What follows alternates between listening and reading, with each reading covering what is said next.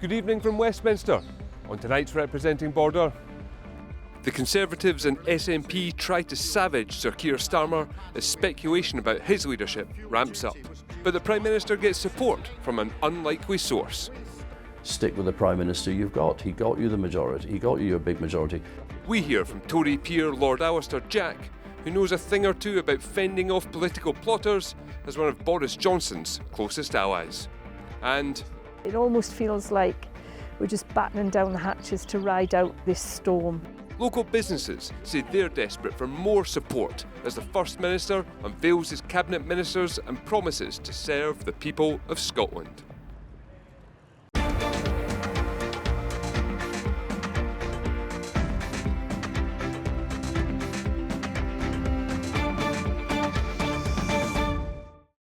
All the chat in the Parliament behind me is about whether the Prime Minister can make it through the summer. Sir Keir Starmer insists he's determined to fight on, and he has unveiled a flurry of policies in the last few days. Today's Prime Minister's questions, the Labour leader tried to highlight measures to help households with their bills. But his Conservative opponent Kemi Badenoch accused him of damaging the North Sea oil and gas industry. And I can announce today that we're giving our hauliers a 12-month road tax holiday, helping to keep prices down. And we're backing drivers by extending the freeze in fuel duty for the rest of the year. I welcome some of what the Prime Minister has said on fuel duty. Yes, it's still a freeze, but we asked him about this on the 11th of March and the 25th of March, and he said he wasn't going to do it, so thank you for the U-turn. Yesterday, Labour MPs voted to ban new British oil and gas licences. Why? Oil and gas is coming out of the North Sea 24/7. It will play an important role for many years to come. It's been a turbulent couple of weeks for the Prime Minister. While a formal leadership contest has not yet been launched, ambitious frontrunners like Wes Streeting and Andy Burnham are popping their heads above the parapet. After a more orderly transition, today was Dave Duggan's first Prime Minister's questions as the SNP's Westminster leader. And he took aim at the infighting within the Labour Party. Can I say about how much I'm enjoying the sense of challenge and opportunity that a new job can provide, a sense of renewal I'm certain the Prime Minister will be enjoying in the weeks ahead. But we saw this week, Mr Speaker, the latest chapter of Labour infighting, where Andy Burnham Brexit wants the UK to stay out of the EU, but Peter Mandelson's pal, the former Health Minister, wants us to go back into the EU. Can the Prime Minister advise us which of his potential successors does he agree with? Well, can I congratulate him on his new post and thank him for the calm, reasonable approach that I've come to expect. My position is very clear. We have already negotiated a closer relationship with the EU. We did that last year. We have another negotiation and agreement this year at a summit where we'll get even closer. Well, one man who knows better than most about being in the bunker when a Prime Minister is in peril is Lord Jack of Courance. The former Scottish Secretary was there to the last with Boris Johnson as his premiership unravelled thanks to rebellious cabinet ministers. Sound familiar? I sat down with the ex-Dumfries and Galloway MP earlier to reflect on that period and to get his thoughts on whether Labour should pull the political trigger on Sir Keir Starmer's time in Downing Street. Lord Jack, you took your seat in the House of Lords just over a year ago. Has it been what you expected? Anything surprised you? Well, I'm surprised that by a number of, having been at the other end for 7 years in the House of Commons, it's very different, the House of Lords. I mean, it operates in a self-regulated way, so the Speaker doesn't do the same job as the Speaker does in the House of Commons. You have to get used to all of the different ways of operating. The House of Lords sits more days, sits longer hours than the House of Commons, and does an awful lot of revising work, and I'm impressed by the work it does. From my own perspective, I obviously don't have constituents anymore, and you have to be careful not to get subsumed by what you can do in the House of Lords. So I focus on the Constitution, Rural Affairs, Defence, and I sit on the National Security Joint Committee, the Select Committee. That's the other role that I've taken up, and I'm really enjoying it. Fantastic. And you mentioned there, obviously, previous life in the House of Commons in the UK government. You were right in there during the end of Boris Johnson's premiership, in particular when he was brought down by rebellious colleagues. Do you see any similarities to what's happening with Sir Keir Starmer and the Labour Party just now? Well, I do. I mean, I was there in the bunker right to the end, as you say, and entirely loyal. I do see a lot of similarities. I see, obviously, ministers in the government who are resigning and have resigned and want to remove the Prime Minister. But I also see that we've got backbenchers who came in on a landslide, same as happened with Boris Johnson, who maybe didn't expect to be members of Parliament, haven't been engrossed in politics for any length of time, probably lived their lives through social media, and are, I suspect, panicking a bit at where Labour are in the polls. And at the moment in England, it's a 5-party system. In Scotland and Wales, it's a 6-party system. The polls are spread fairly evenly across the board. They're looking at the polling, they're thinking they can't hold their seats again, and they're panicking. I mean, I'm seeing it definitely. I'm not saying it's triggering me, but I'm seeing it all again. You said the last time we spoke that you thought the Conservative Party should have stuck with Boris Johnson through that period. I appreciate this. I was right. I appreciate this is you offering advice to political opponents, but do you think Labour should they hold their nerve and stick with Keir Starmer? Absolutely. They should keep calm and carry on. They should stick with the Prime Minister who got them a huge majority. They should recognise that it's mid-term. Mrs Thatcher had bad mid-terms. Tony Blair had bad mid-terms. But you have to stick with the manifesto, stick with the Prime Minister and hold your nerve. How much, I suppose, authority does an incoming Prime Minister lose? Again, you served under Liz Truss and Rishi Sunak after Boris Johnson left office. Is it possible to keep that same authority when you haven't been directly elected as Prime Minister? I think it is if you stick to the manifesto, and broadly the manifesto. And obviously a Prime Minister coming in may have some pet projects they want to do over and above that. I think it isn't if you then move away from the current constitutional situation. So, for instance, as we've seen, there's talk from Streeting and Milburn about whether or not we rejoin the EU. That would be a massive change from Labour's manifesto, which said not rejoining the EU. So in that situation, I think you do lose your authority and you do have to go back to the country.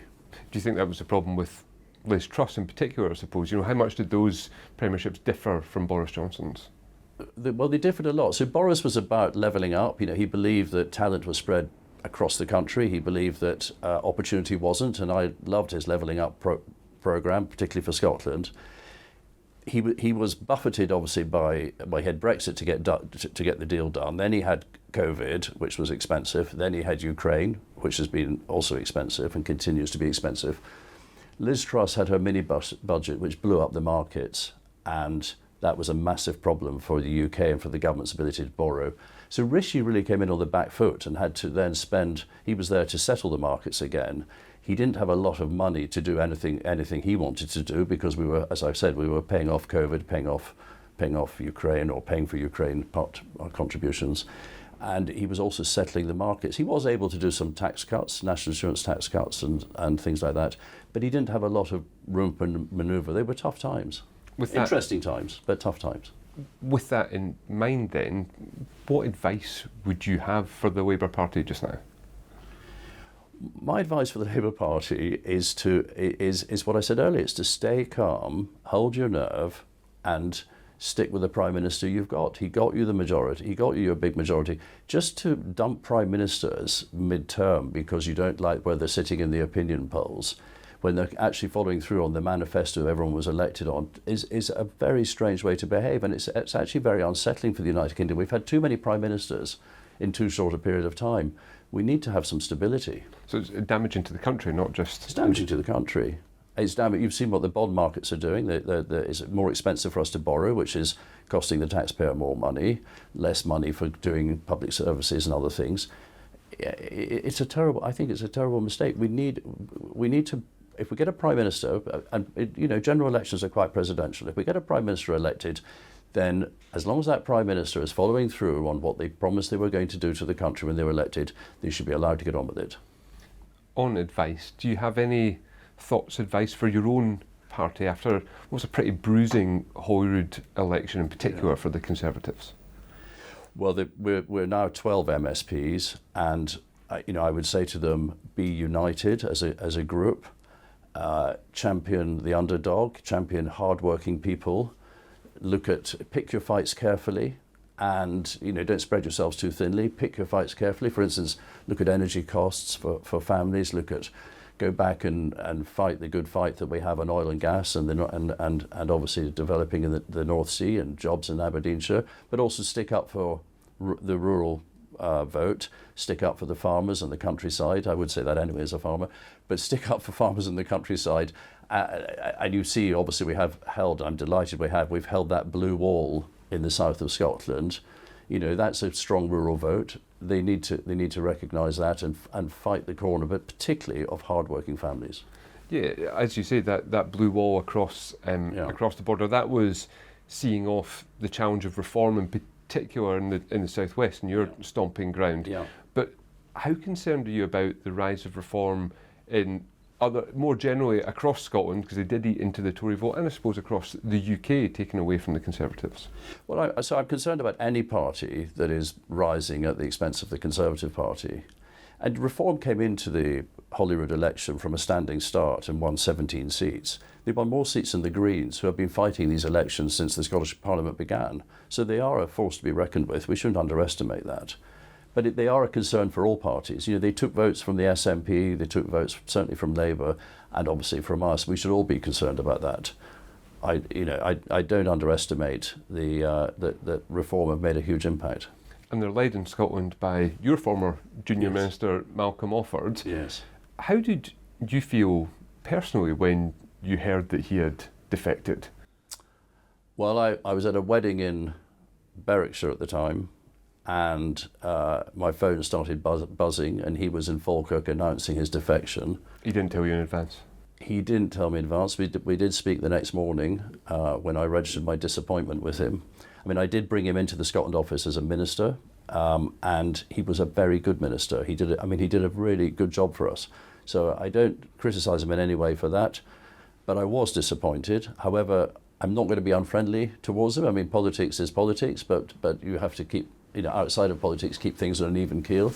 So I'm not in any way unfriendly towards him, but I was obviously disappointed that he made the move that he did. Do you understand why he made the move? Do you know, it's a good question. I've never asked him. I mean, I presumed he had his own reasons, and it's entirely up to him. Entirely up to him why he made the move. No, you've got me there. I've never asked him. Maybe I should one day. Yes, indeed. I suppose sticking kind of with reform, but moving to a broader issue, there's a lot of controversy just now, and a standards investigation in the Parliament. So we have to be slightly careful into Nigel Farage accepting £5 million from a British cryptocurrency investor who lives in Thailand. You've been in business, you've obviously been in politics. I just wonder, do you worry at all about the kind of money that may be influencing British politics just now? There are firm rules and regulations for this. Transparency is very important. That's the first thing. The second thing is the Electoral Commission have said that it has to be either from a UK company paying its tax in the UK, the donation, or it has to be from a UK citizen paying their tax in the UK. And I think that broadly sets things in the right direction. As long as these donations are made within the Electoral Commission rules, I think that's absolutely fine. Lord Jack, thank you very much for your insight. Thank you very much. Now, at the Court of Session in Edinburgh this morning, John Swinney was once again sworn in as First Minister. News cameras then gathered outside his official Bute House residence to film the arrival of members of his newly formed cabinet. The faces largely remained the same, even if there were some eyebrows raised about who got what job. Mr Swinney has pledged to serve the people of Scotland, but some businesses in our region say they're battening down the hatches and urgently need more support. Matty Sutton reports. They're quirky and they're fun and they're intriguing and they're a little bit different. Taking a walk with an alpaca draws in the tourists. But behind the scenes, Lynn Jobs is navigating tricky economic terrain. It almost feels like we're just battening down the hatches to ride out this storm. Rising fuel prices have hit her Borders smallholding hard. We're a rural location, we're heated by heating oil. We have the farm truck that is a diesel truck. We need that 4x4 for the winter. To save money, they've decided to do fewer treks, so they don't have to take on extra staff this summer. I don't doubt that we will survive this period of time, but it's how we go through that in the moment. It's quite a challenge. You swear that you will well and truly serve His Majesty, King Charles, in the office of First Minister of the Scottish Government. John Swinney, who was at the Court of Session this morning to be officially sworn in as First Minister, has promised to help. It's a very solemn ceremony to be appointed in the court, a very moving ceremony. I want to make sure that we tackle the cost of living challenges that people face in Scotland today. That was the overwhelming issue that came up throughout the election campaign. Later, he returned to his official residence to choose his cabinet. There's no doubt this First Minister and his New Look government are up against some big challenges, not least the pressure on the public purse. He's cutting back himself, reducing the size of his cabinet. You're going to be Deputy First Minister, Jenny? Former Education Secretary Jenny Gilruth is now Deputy First Minister and Finance Secretary in charge of the Scottish Government's budget. Former SNP Westminster leader Stephen Flynn takes on economy, transport and tourism. You're on a waiting list for a new job, Neil. Neil Gray has swapped briefs with Angela Constance, taking responsibility for justice while she covers health. Neil Gray's done a super job in the health service in reducing long waits, as I promised would be the case. And it's important at a time of an election that the government's approach is refreshed by giving people new challenges. So Fiona, these are some of the boxes you've packed up to go out today. What are you considering as essential items? Well, we have meat, fish, pasta and rice. Top of the Cabinet's to-do list is Mr Swinney's big promise to cap the price of a basket of essential food items. I welcome the fact that it's acknowledged that people are needing a hand financially. I'm not sure that the cap will work. It just feels a bit like rationing to me, and I feel like if this is the best that we can do, it's not very good. At this food bank in Peebles, they give out around 40 parcels a week. A third of their clients are children. I think as soon as petrol went up, you could see our donations just went down. They're worried difficult decisions lay ahead. Whether we have tighter controls over who gets a parcel, if we're going to have to cut down what's in a parcel. It's preposterous that we are the ones that are having sleepless nights about it. They clearly have their work cut out for them. Matty Sutton. As you heard there, the rising cost of living continues to have a significant impact on people and businesses. So what should John Swinney's new government be doing to help? To find out, Oliver Wright brought together Chris Burt from the Joseph Rowntree Foundation, it's a charity which works to reduce poverty, and Ewan MacDonald Russell from the Scottish Retail Consortium Trade Group. I suppose kind of one of the main issues over the last few years for both of you will have been the cost of living. Chris Burt, we'll start with you. What does this government need to do now to really get a grip of this problem? Well, this Parliament set some really challenging child poverty reduction targets, which they're some way off a meeting, so they really need to hit the accelerator on that. But the cost of living crisis is having terrible impacts across our society. The stories in the papers today about the number of children suffering from malnutrition in Glasgow, and in our biggest city. That's the situation that no parliamentarian in here can possibly accept. Ewan MacDonald Russell, I'll ask you the same question. You're coming at this from a pretty different perspective, but it has just as big of an impact on the people you work with. It absolutely does. The cost of living is innate to everyone in retail, everyone in the business community at the moment, as we struggle with input inflation, particularly from the war in the Middle East, but also just the several years of really difficult circumstances. And from our perspective, getting economic growth happening again is a priority. But partly that is because by growing the economy, we get a better chance to help deal with the problems that Chris has outlined there that we really do need to tackle. Chris, you mentioned that we're still some way off achieving that 10% target. What do they really need to do? What are the recurring things that you're seeing come up time and time again? Well, we did hear some of this in the election campaign. People's housing, it being decent quality and affordable. Things like childcare, good affordable, available and flexible childcare is the sort of thing that can open up the labour market, particularly for women, and help increase families, increase their incomes, but also things like the social security system. We have a withered social security system in the UK, which has partly been seen to the huge rise in work poverty that we see all across the UK. These are the key things that need tackled. One of the SNP's flagship policies, of course, was or is capping the prices of some essential food items. Is that something that you're kind of happy to see? Well, we know that there are people across the country who can't afford essentials. We hear from families about choosing between heating and eating all of the time. And while this policy, obviously we need to see the details of it, how it's going to work, how it will impact on different retailers. But frankly, I think what people are demanding, what politicians will have heard on doorsteps all across the country, is to see government on their side, because they are feeling an enormous pressure, and something about our politics has to change to really grasp that thirst for change that people have. Staying with that price cap, I'm guessing for retailers that's not something that they would want to see. Why is that? So we think a price cap policy is a gimmick. It doesn't address the substantial problems Chris has correctly outlined there. What happens is that a price cap will simply push costs elsewhere. So either you set that price too high, so it's meaningless, or if you push it down too far, those costs get passed on through other products in the shop. They get pushed elsewhere in the supply chain, so it's producers or farmers who have to pick up that bit. That's the experience from international places where this doesn't work as a policy. That doesn't mean we shouldn't be taking action on the cost of living, and we definitely need governments to take really substantial action to tackle inflation. We know that input inflation is coming. We know food prices are going to rise because of the Middle East tension, and government definitely needs to address that. It can't sit at the sidelines for all the reasons we've heard. What's it like to be in business at the moment, or over the last few years? You know, has it gotten harder?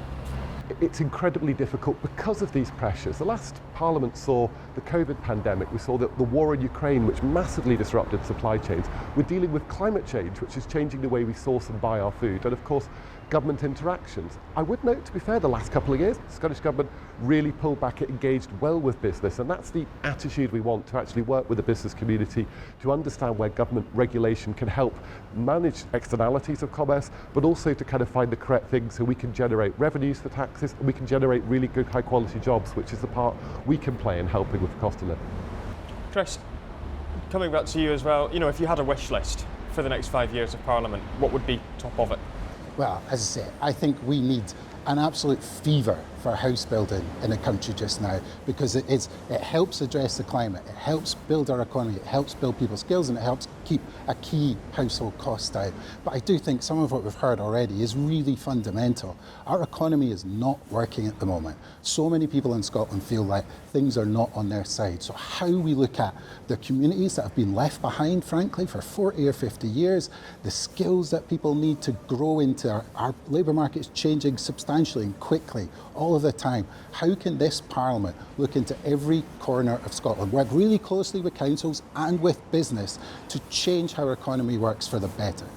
Ewan, I'll ask you the same thing. What's top of your wish list? We've heard there some really good points from Chris about business, you know, being at the heart of fixing a lot of these problems. What needs to happen to get to the... There's a lot of crossover here. We know house building's a great example. We know the planning system doesn't work at the moment. It needs properly invested in so it can deliver more planners, systems that actually work.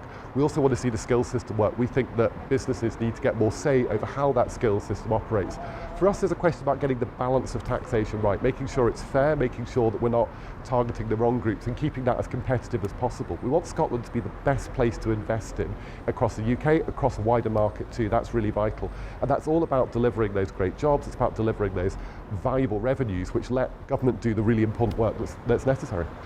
This Parliament needs to collectively come with big structural visions. They need to get away from what's a good announcement for today, but think what's going to make a difference over 2-3 years, and how do we build that system so everybody can contribute to the economy. That helps us, that's going to help kind of make Scotland a better place. Indeed. Chris, Ewan, thank you very much for joining us today. Thank you. And that's all from us tonight. We'll be back at Holyrood tomorrow at the same time.